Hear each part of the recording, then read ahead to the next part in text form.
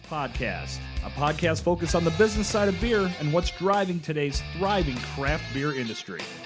Whether you're one of the thousands of people making craft beer what it is today, or just love great beer and want to know more about it, this show is here to cover everything from sales, marketing, branding, culture, and much, much more.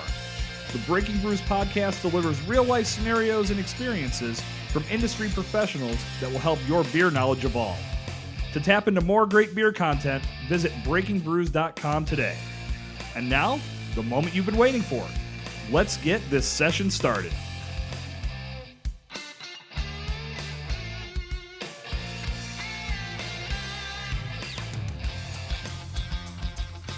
And just like that, it is once again time to gather around the mic for the Breaking Brews Podcast. I'm your host, Jason Cercone, and we are strapped in for session 4 of the show, rolling strong through release week. This is our 4th session in 4 days. Hope you guys are having a blast. I know I am. Today we're ready to talk about canning beer with Ian Staab, one of the co-founders of brewing in Delmont, Pennsylvania, just outside of the city of Pittsburgh. Now, you don't need me to tell you how big of a phenomenon canned beer has become in the craft beer industry.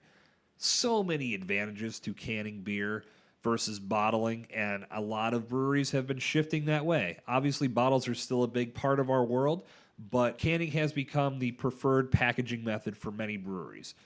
A lot of breweries, as they begin their operations, beer, are figuring out ways to factor in canning. And there's, again, lots of advantages, and that's what Ian and I got into today. We learned how canning has helped ability, how it's helped stimulate taproom sales, and help generate more revenue for the company. It's a great story, and it's something that a lot of breweries are taking advantage of. If you're one of those breweries that's thinking about how you can incorporate canned beer into your overall sales process, this is a podcast you're going to want to listen to. Now, before we dive into the show, I know we're 4 sessions deep right now, and hopefully you've taken the time to listen to the first 3 that released earlier this week. I hope what you're seeing as an overall theme with this show is the issues and the scenarios and the experiences and the initiatives that we're talking about here on the Breaking Brews Podcast can be applied no matter where you are in the world listening to this podcast. You know, something that's working here in Pittsburgh is not just going to work here in Pittsburgh. This could work in North Carolina. This could work in California. This could work in Ireland. This could work in Alaska. Obviously within your laws and regulations, but there are tips and initiatives and the stories and scenarios and ideas that are being shared here on the show. They're meant to help you stimulate your brand, no matter where you're listening to this show. So hopefully over the course of the last 3 episodes and today's episode as well, and every subsequent episode that's going to be releasing from the Breaking Brews Podcast is going to give you something that you, and if it was something that you were hoping to gain some knowledge on, hopefully we feel what you came for. That's the object of the game, ladies and gentlemen. We aim to please here on the Breaking Brews Podcast, and we're going to continue to do that each and every session. And if you're pleased with what you hear on the Breaking Brews Podcast, do me a favor. Jump over to Apple Podcasts, iTunes, or any of the places where you listen to podcasts and rate and review the show. Let me know how I'm doing. Let me know what you think of the show. Also, share an episode on Twitter and or Instagram by tagging at Breaking Brews Co. and using the hashtag BBPod. If you do those things, you'll be entered to win a $100 Visa gift card that you can use to buy beer. That is my gift to one lucky listener for taking the time to spread the word of the Breaking Brews Podcast and help me get this podcast into the ears of more beer enthusiasts and more beer professionals. I salute you and thank you in advance. Now, before we dive into today's show, let's tell you how you can find Yellow Bridge Brewing on the World Wide Web. The website is yellowbridgebrewing.com. You can find them on Twitter at YBBrewing. You can find them on Instagram at Yellow Bridge Brewing, and you can find them on Facebook. Search Yellow Bridge Brewing. And with that, I'm going to step aside and let you take a listen to Session 4 of the Breaking Brews Podcast with Ian Staab of Yellow Bridge Brewing. Caliente Pizza and Draft House is home to championship pizza. And that's not just a tagline, you guys. They've been awarded Best Pizza in the World 3 times at the International Pizza Expo and will soon be traveling to Parma, Italy to championships. Caliente Pizza and Draft House is known for pizza made with the freshest ingredients each and every day. With 5 locations in Bloomfield, Hampton Township, Mount Lebanon, Aspinwall, and their newest location in Monroeville, there's no escaping Caliente no matter what part of Pittsburgh you visit. Hop over to pizzadrafthouse.com today and check out their full menu, draft list, and all the great things the world do. Well, here we are at Yellow Bridge Brewing, and today's topic on the Breaking Brews podcast is canning and the advantages of canning your product. And I've brought a world-renowned expert on the show with me to talk about that, Mr. Ian Staab, owner and brewer here at Yellow Bridge. What's up, my man? Oh, not too much. How you doing? I'm doing swell. Thanks for the overhyped introduction. That's much appreciated. That's how we roll, brother. Fair enough. Yeah, you guys can go out and check that data later if you want on all of Ian's accolades. But for now, at least till the end of the show, we're going to say that he's the expert. Yeah, don't dig too deep. There's not that much to find.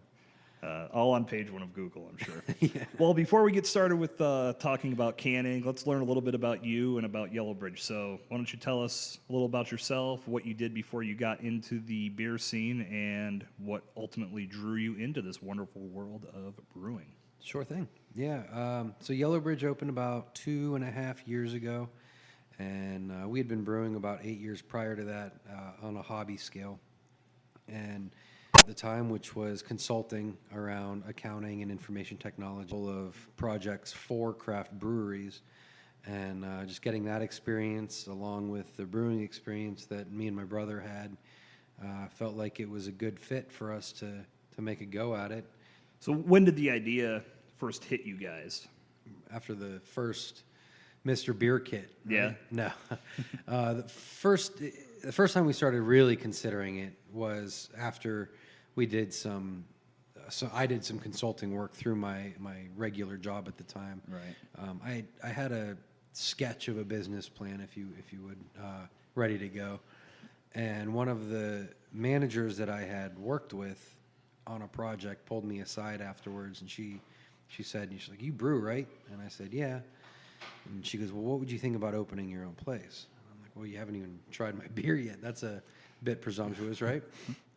So she's like, "Well, let's sit down and chat, and you bring some samples of beer, and we'll just start talking." And she liked the beer that she sampled. We got the ball rolling. The business plan to mature significantly. It didn't work out with her. We just had different ideas on where to go, but we had made so much headway with the business plan and finding equipment, finding locations, working with banks, all that other fun stuff, that we felt comfortable to move forward with it on our own. And fast forward a few years, here we are. Any significant obstacles that you guys ran into in that process? I would say the biggest obstacle we ran into was on the equipment front. We could do a whole nother episode on that, but basically there were a lot of delays. The equipment didn't come in as we had ordered it. We had to have a consultant come in and kind of engineer our process because we had ordered the equipment to match a process that we were familiar with. And then we had to learn a whole new brewing process, which anyone who brews knows. The guy was more than helpful in helping us understand where we need to change and how to change it. And he got us set up as well as he could, given the issues. Today, we're still battling through some of the problems, but overall, we're doing the best we can with it. What do you feel has been your greatest accomplishment since you guys opened up? I've been really happy with where we've ended up with our hop-forward beers. We had every intention of being a hop-forward brewery when we opened, and we've really dove into the New England style quite a bit. And we're actually trying to bring back some of our old, more traditional West Coast and pale ale styles. Anything hoppy, we really enjoy brewing. Doesn't mean we neglect the other styles, but we enjoy brewing what we enjoy drinking, and that tends to be where we land is the hop-forward styles. And right now that seems to be what the market loves, too. Yeah. So it makes sense I guess we're basic then, huh? Yeah. in more ways than one, but let's move on. Fair enough. Well, let's talk about canning and packaging. So you guys have been doing this for a little while now, but when was the first time that you guys rolled out your first run of cans? It's for our anniversary, our 1-year anniversary. And that was actually packaged at another brewery. We worked with them to get everything canned up, loaded onto a truck, and brought back to our brewery. And then for that for that second year, we were packaging by hand through a single can seamer using Blickman beer guns, throwing the caps on by hand. There was a lot of room for error, very, very tedious process, and we weren't really able to get that many cans produced, oftentimes selling out in a night or two, and then kind of leaving us in a pinch until we could dedicate another 8-hour day to packaging 15 cases of beer. So that was actually what kind of spurred the next step, which was the canning line we currently have.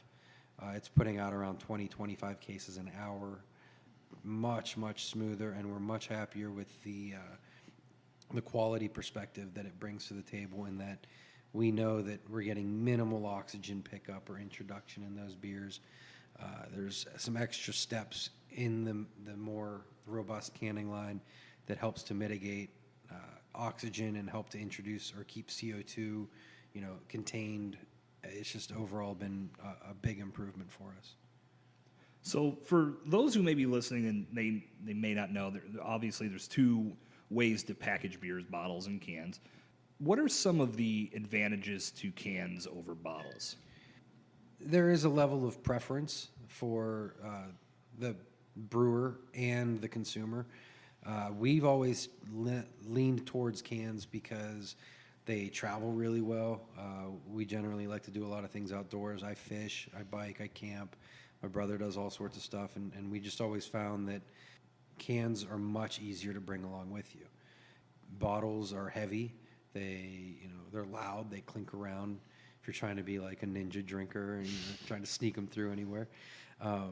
Not that you should. Where are you doing this at, Ian? Nowhere. Around the house. But yeah, we just really like the fact that they traveled well, and from a quality perspective, there's no chance for light to be introduced once that beer is packaged in a can. And it seems like technology's come a long way with the cans themselves, that you're not having some of the quality issues with aluminum. Yeah, it seems, even the breweries that have really made their mark with packaged beer in bottles are starting to go down that road. Like big breweries, I know they're doing I still see bottles out there, but they're still doing a lot of their product in cans. I'm in the same mindset as you, and it's just a much more convenient method of carrying beer, transporting it, the recyclability. Is that a word, recyclability? We might be coining phrases here. But yeah, in my opinion, there's just so many different ways that you can go, and plus, I would have to assume, and I'm just speculating at this point, that the cost factor of cans is less expensive than bottles. Calling all Pittsburgh barley wine fans. One of the most badass events of the year is just around the corner. Hell with the Lid Off 15 is going down Saturday, March 23rd at Kelly's Bar and Lounge in East Liberty. This one-of-a-kind celebration of all things barley wine is the only event of its kind in the United States. We're talking aged barley wines dating back to the early 2000s and new barley wines from breweries all over the country pouring side by side. If barley wine is your jam, you cannot miss Hell with the Lid Off 15 on Saturday, March 23rd. A limited amount of tickets are still available. Visit Kelly's Bar and Lounge's Facebook page to find the show clicks link and grab your seat before it's too late. I would be with you on assuming that. To be perfectly honest, I never even looked into bottling. We knew from early on that as we grew, canning was going to be the direction we wanted to go in. So it wasn't really a this or that for us. We were pretty sure on canning. Well, let's talk about the labeling process. Mm-hmm. Now, I know there's much more room to work with in regards to artwork and things of that nature. Yeah. But for you guys, do you design labels in-house? Do you work with the designer? How does that whole process unfold? We do have a designer. She's actually a friend of ours from years ago that we ran into a little more recently at a beer festival. We found out she was working in design, and we brought her on. She's been great. We basically, when we have a new beer or a new design idea, we kind of throw some points her way, and she throws a few ideas back our way, and we kind of work back and forth for a while. And usually what we land on is pretty darn close to the direction we were going. She's been great to work with. And I mean, you were involved in the last one. You kind of see how it goes. Yeah, it's fun to have. I mean, obviously multiple eyes are on this, so there's varying viewpoints, but it was cool to see how it all came to life, and you get that first mock-up, and you make little points here. Can this aspect be changed there? And at the end, it all comes together very nicely. Yeah. So yeah, we're actually, and that's, as I'm sitting here with Ian, we are probably getting towards the final phases of the collaboration beer, Breaking Brews Yellow Bridge Midnight Split. Yes. Which we'll be looking to crack open here in the next few weeks. Few weeks, yeah, it should be exciting. So for all of our friends in Pittsburgh. And by the time you hear this podcast, that beer may already be completely gone. So I'm just going to go on a limb right now and say it was freaking awesome. But anyway, how does the whole label approval process work? I know there's some steps you have to take before you can slap that label on a can and put it out to the market. Well, right now that process doesn't work. We were talking about that. Yeah, again, depending on when you hear this, but the government shutdown is screwing up the works a little bit. Yeah, so once we come up with a new label idea or label design, it has to be submitted to the TTB, and then usually there's a few rounds there of back and forth as far as the language that's on the label, the artwork that's on the label. Sometimes they'll have pushback on. Once we address their concerns, we get the stamp of approval from them, and then we have to forward that over to the PLCB for state approval of that brand, which is usually much more straightforward because you've already got the federal level approval. And once that's taken care of, you're ready to roll. For instance, talking about the back and forth on the art front, our Sebastian beer has a crab on the front of it. And one of the questions we received back was, how is crab incorporated into this beer? Which, for everyone listening, there's no crab in the beer. Now, did that question come from the TTB? Yes. Okay. Yeah. So Nice. I mean, it was a simple question to address. Like, they didn't make me do an analysis of the beer to prove that there's no crab in the beer. But I just explained to them that it was part of the artwork, because of the name and the label approach that we took for it. And they were fine with it. But that was just one of those, kind of silly things that you laugh about after the fact. It's always good when a beer can come together and no crabs are harmed. Yeah, no crabs were harmed in the making of this beer. It's fantastic. You guys are doing a lot of good things here at your brewery, including the protection of some certain crustaceans.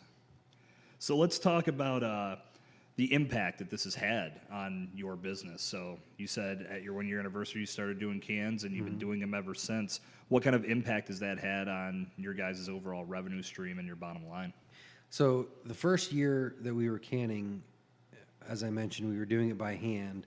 So we only had 12 to 16 cases of beer available when we had our release. And we would almost always see a nice jump in sales the day that those cans were released. Whatever carried over to the next day, were usually gone by the end of that day or that weekend. So it was nice to get those extra little bumps in sales every other week when we did a can release. We're still only releasing cans every other week, maybe about twice a month. And but what we're able to do now is package a lot more beer. So instead of doing 16 cases, we're doing 40 cases. And so we see that initial bump in sales on the day that it's released. But what we're finding now is the people that wouldn't stop before because they didn't have time for a pint of beer, or they didn't want to deal with a growler, having to drink it all within a few days, they'll still stop in and grab 2 or 3 or 1 or 2 4-packs, maybe 3. And so it's definitely helping on the revenue front. They'll look at the tap room sometimes and we're like, tap room isn't crazy busy today. I wonder what's going on. And then I'll check sales. I'm like, well, we sold this many cases of beer and those people just didn't really stick around. Yeah. So it's a net positive for us because we're seeing the sales increase and our customers are getting to enjoy the product for a longer period of time, as opposed to a growler or just sitting here and having a pint. Right. A lot of locations you see the lines around the block, and there's always that excitement from beer enthusiasts for a new can release. Have you guys experienced that type of overwhelming flow to the front door on the day of a can release, where people are just waiting and anxious as hell to get their lips on your new beer and break open some cans? We've definitely had some lines for some of the releases. I wouldn't say overwhelming, or they're not like wrapping around the block or anything, but it's always fun whenever you pull up to the brewery and you see a bunch of cars getting ready to, they're waiting in your parking lot, and then once one of us sneaks in the front door, it's inevitable that everyone who's now in their cars is going to start moving towards the door because they know that we're getting ready to open the doors. And that's definitely fun to see that people appreciate the product enough to wait a little bit for it. So how do you generate that buzz and excitement to get people ready to pop in and grab it right from the start? We lean very heavily on social media, mostly Instagram and Facebook. We do a little bit of promotion in the tap room itself, just upcoming events we have posted on our chalkboard wall, and then we've got an on-deck list of beers that we have in the fermenters, and a lot of times our customers will ask, are you canning that batch, or are you going to can this one? And so people will find out that way too. But yeah, predominantly everything's going through Facebook and Instagram for us. With the availability of cans, do you find that consumers are going more towards that, or do they still come in and request to have growlers filled, or are you seeing a combination of the two?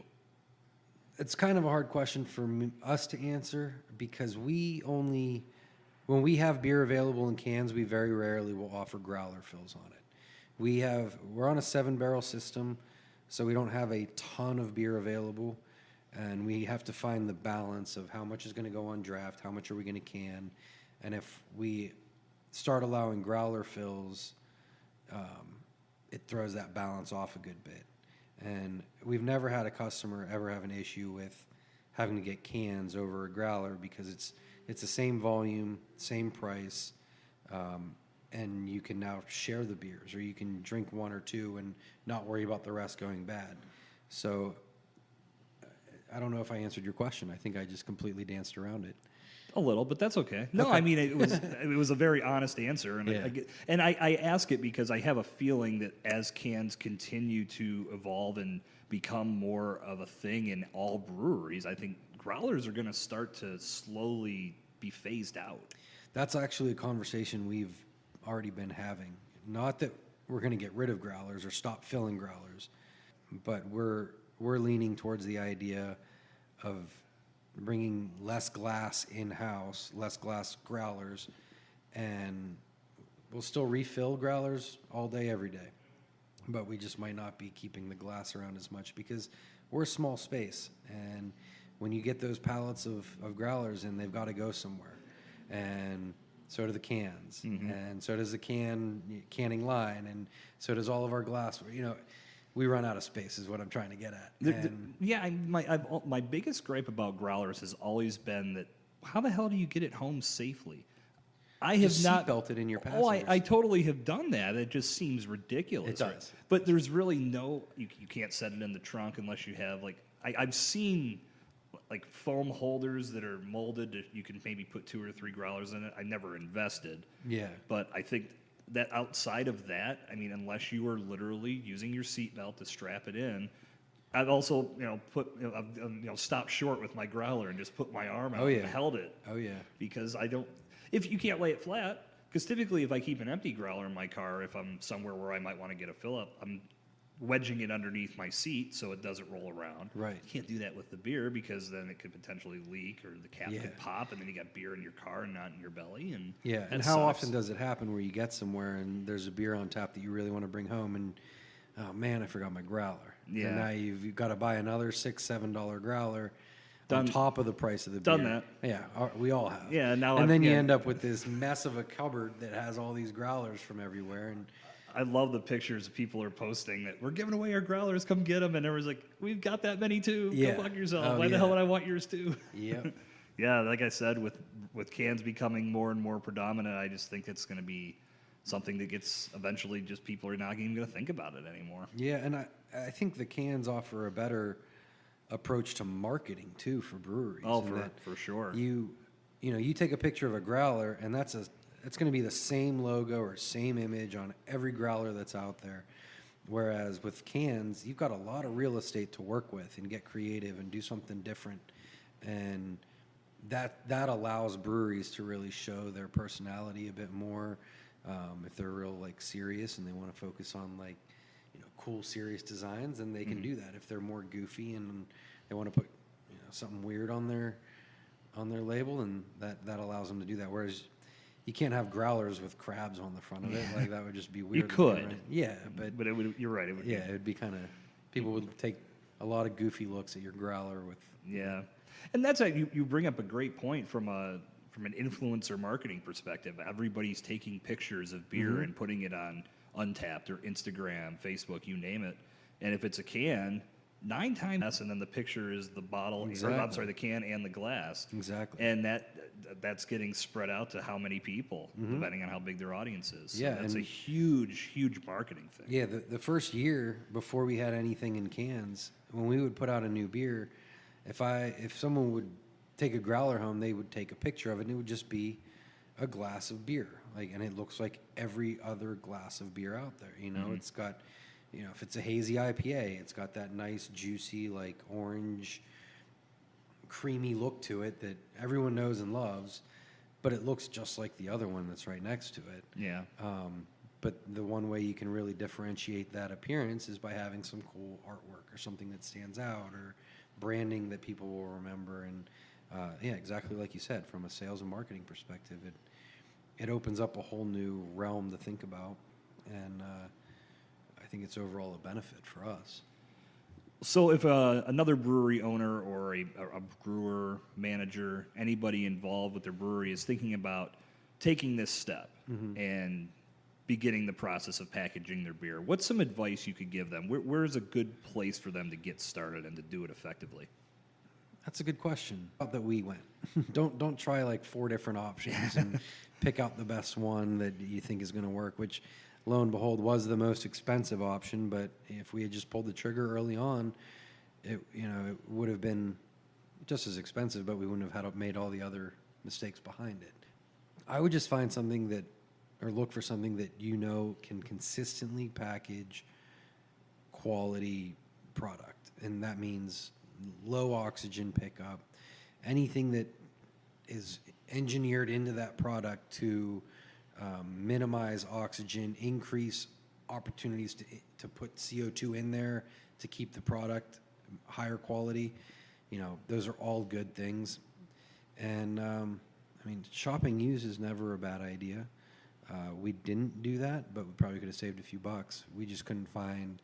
We have a very specific setup that we had to fit to, and I've talked to a lot of breweries that they're canning their beer now, and many of their comments have been, "I wish I would have done this right from the start." Do you feel this way? I think, yeah, the earlier the better. Yeah, and I guess in saying that, obviously I think there's more success stories now that a new brewery can look at and say, yeah, this really is something that we should work in. But in those initial phases, I'd have to believe that that's just another investment or just another cost that you'd have to incur that might not be manageable with everything else that you're worrying about when you're getting up and running. Yeah, it's not cheap, but I've never talked to a brewer who said, I wish we didn't get into canning. Yeah, no, good point. Good point. So, we spent a good bit of money on our line, but I don't regret it one bit. Even when that payment comes out, it's we're still making way more money than what that payment was. Absolutely. So it definitely is a benefit to have beer available to your consumers in another format. And I think canning right now is going to be the best approach. Yeah, wondering, starting a brewery or you're building a business plan, it would behoove you to add the canning process into your marketing plan or into your building plan, just to make sure it's something you're keeping front of mind. And like Ian has said, it can significantly impact your bottom line and the payment that comes out. Sure. not as hard to swallow. When it doesn't sting as much when you see the sales coming in because of the cans that you're putting out there. Yeah. And especially with all the new breweries that are popping up in the city. I mean, I can't speak to what sales for breweries are like in the city. I'm sure they're doing fine, but they don't have to draw people in as much because the people are there. They're around those breweries that are in the city. We're about 45 minutes outside of the city, so we need to give people an excuse to come check us out. And when they know they can't leave with beer unless it's in a growler, there's less of a reason for them to come out. Yeah. But if they know we've got 2 or 3 brands in cans, they should hopefully will like 1 or 2 of those, and they can leave with them, trade them with friends, or just enjoy them over a couple of weeks. They don't have to sit and drink it all in one sitting. It's a lot more appealing for the consumer when they know that those are going to be available. That's something we really didn't get into, and we probably should, is that the trade market.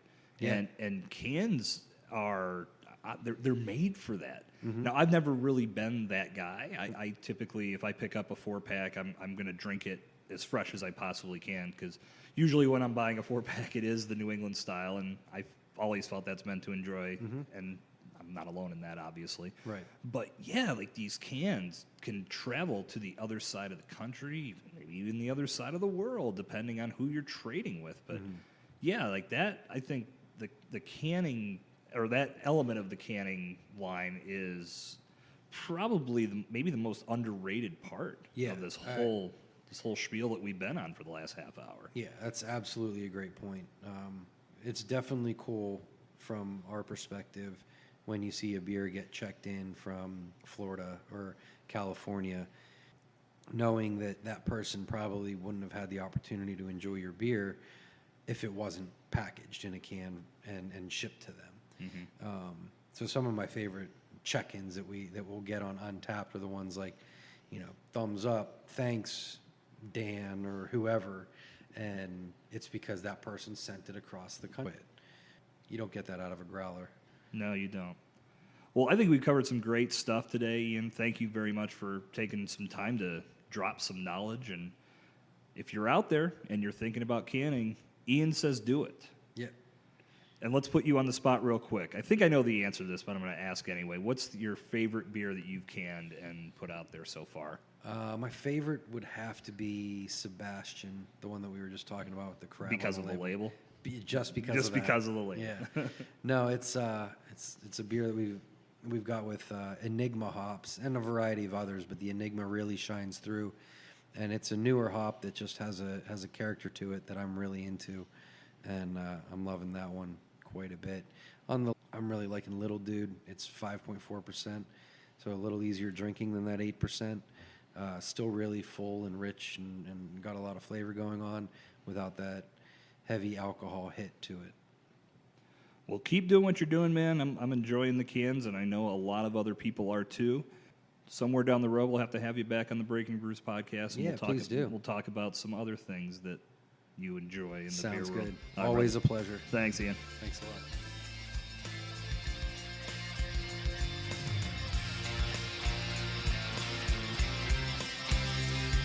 This session of the Breaking Brews podcast is in the history books. Did you like what you heard? Help the show find the ears of more thirsty beer enthusiasts just like you. Podcasts, Google Play, and anywhere you listen to podcasts, drop a rating and review, and share every episode on Twitter and Instagram using the hashtag BBPod. That's BBPOD. Follow Breaking Brews on Facebook, Twitter, Instagram, and YouTube for daily content about your favorite adult beverage, and check out breakingbrews.com/podcast for updates on the show. We'll catch you on the next session of the Breaking Brews podcast.